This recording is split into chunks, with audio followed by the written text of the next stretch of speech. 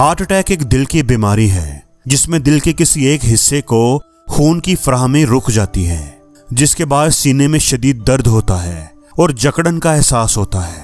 کیا آپ کو معلوم ہے کہ یہ ہارٹ اٹیک کیسے ہوتا ہے، کیوں ہوتا ہے اور ہم اس سے اپنے آپ کو کیسے بچا سکتے ہیں؟ اصل میں ہمارے دل کو خون فراہم کرنے والی شریانیں، جن کو کورونری آرٹریز کہتے ہیں، ان کے اندر مختلف وجوہات کی وجہ سے چکنائی یعنی کولیسٹرول جمنا شروع ہو جاتا ہے۔ کولیسٹرول کے جمنے کی وجہ سے خون کی یہ نالیاں تنگ ہو جاتی ہیں اور وہاں سے خون کا گزرنا مشکل ہو جاتا ہے۔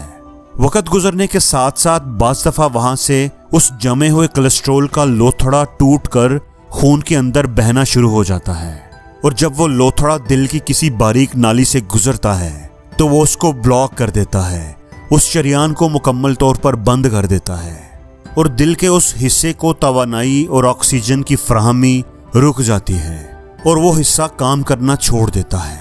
دوستو، دل کا کام ایک پمپ کی طرح مسلسل سکڑنا اور پھیلنا ہے۔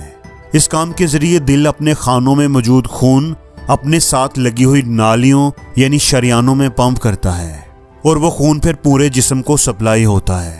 دل سے نکلنے والی بہت سی نالیوں میں سے کچھ نالیاں ایسی بھی ہوتی ہیں جہاں سے خون دل کے اندر واپس آتا ہے۔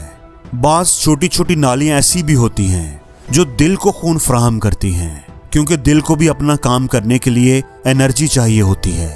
اگر ان نالیوں یعنی شریانوں میں، یعنی وہ شریانیں جو خون دل کو سپلائی کرتی ہیں، اگر ان میں کولیسٹرول جمنا شروع ہو جائے یا خون کا لوتھڑا ان نالیوں کو بند کر دے تو دل کو خون نہیں پہنچے گا اور دل اپنا کام صحیح طریقے سے نہیں کر پائے گا۔ اور دل جب ایسے کسی مرحلے سے گزرتا ہے جب اس کو ملنے والی خون کی مقدار بہت کم ہو جاتی ہے تو دل ایک سخت درد کی کیفیت سے گزرتا ہے جسے ہم ہارٹ اٹیک کہتے ہیں۔ اب ہم دیکھتے ہیں کہ ہارٹ اٹیک کی علامات کیا ہیں۔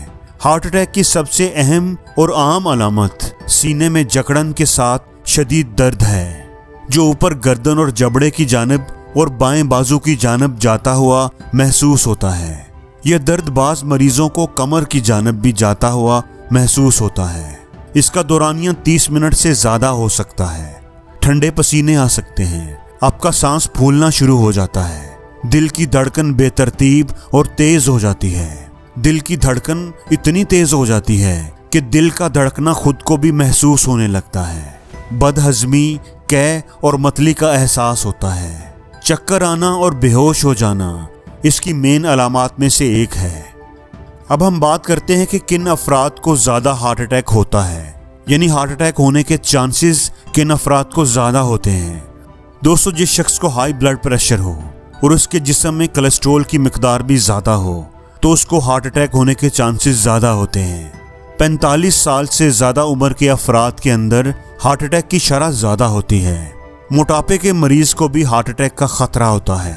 وہ مرد حضرات جو سگریٹ نوشی کرتے ہیں اور جن افراد کے خون میں کولیسٹرول، چکنائی زیادہ رہتی ہے، ان میں ہارٹ اٹیک کے خطرات زیادہ ہوتے ہیں۔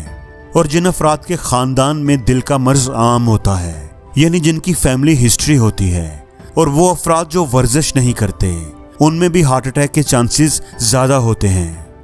ہارٹ اٹیک کی علامات ظاہر ہوں تو کیا کرنا چاہیے؟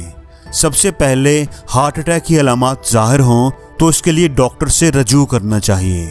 اگر آپ کا کولیسٹرول بڑھ چکا ہے، یعنی آپ کولیسٹرول کے مریض بن چکے ہیں، تو آپ کو چاہیے کہ آپ اپنے لائف سٹائل میں تبدیلی لے کر آئیں۔ آپ روزانہ واک کو اپنا معمول بنا لیں، کیونکہ دنیا کا سب سے اچھا علاج کسی بھی بیماری کا وہ آپ کی واک ہے۔ کیونکہ جب آپ واک کریں گے تو آپ کے اندر قوت مدافعت بڑھے گی اور بیماریوں کے خلاف جنگ کرنے میں آپ کے جسم کے اندر توانائی پیدا ہوگی۔ اپنی ایٹنگ ہیبٹس کو بہتر کریں، کم کھائیں۔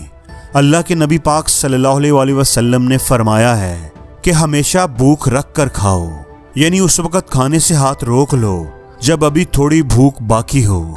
مرغن غذاؤں سے پرہیز کریں، پھل کھائیں، سبزیاں کھائیں، چکنائی کا کم سے کم استعمال کریں تاکہ آپ ایک اچھی اور صحت مند زندگی گزار سکیں۔